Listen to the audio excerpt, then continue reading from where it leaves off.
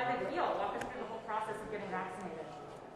Well, I did not expect that we would be put ahead of the people of our age group, but apparently we got a notice today from the physician of the Senate saying we're directed to get a shot and no reason to wait. So I got the vaccine.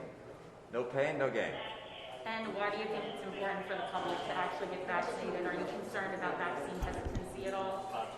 Well, I believe that vaccines have proven their worth time and time again. I got vaccines for measles, for mumps, for polio, diphtheria, and so forth. And this is, of course, a pandemic which is affecting hundreds of thousands of people in our country who lost their lives. Others are sick with ongoing ailments, and so the faster we can get our entire population vaccinated, the better it is for all of us.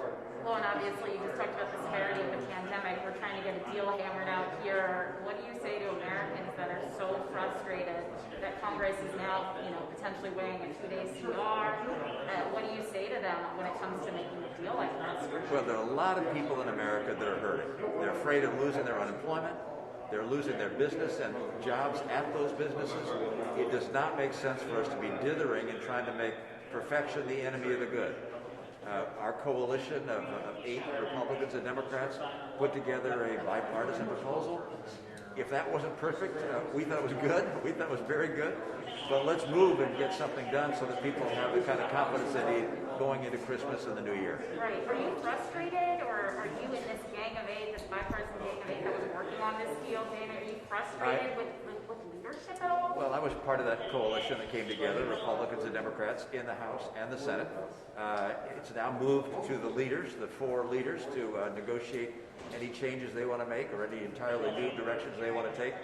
But, once you open something up, you're going to get a lot of objections and a lot of additions, and that's kind of where we are now. So I'd like to see it done as soon as possible. How hopeful are you that we're going to shut down? I'd be very surprised if we had a shutdown, but you never quite know what any one senator might do.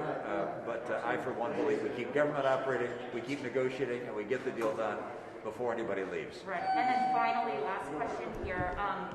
You've talked about this hack. If you had one direct message to the White House right now about this very wide-ranging hack of government systems, what would it be? Well, I think it's appropriate for our government to make it very clear that what they understand has happened is outrageous and unacceptable. Obviously, it needs to be investigated further, but what we understand now is that Russians have infiltrated all sorts of our systems, including our nuclear systems. This is an attack on America, which puts us at extreme vulnerability, and it's important for us to send a very clear message that this is not something we will tolerate. Do you think it constitutes an act of war? Well, it's preparatory to an act of war, potentially, and that is that when there is a conflict of some kind, when we went after Saddam Hussein, for instance, you saw the rockets taking down the communications towers and the utility sites. Well, they've effectively salted themselves with the ability, potentially, to do just that. And that is an extraordinarily dangerous development, and one which must be remedied and met with an aggressive response. Thank you, Senator. Thanks, guys. Thank you. Appreciate it.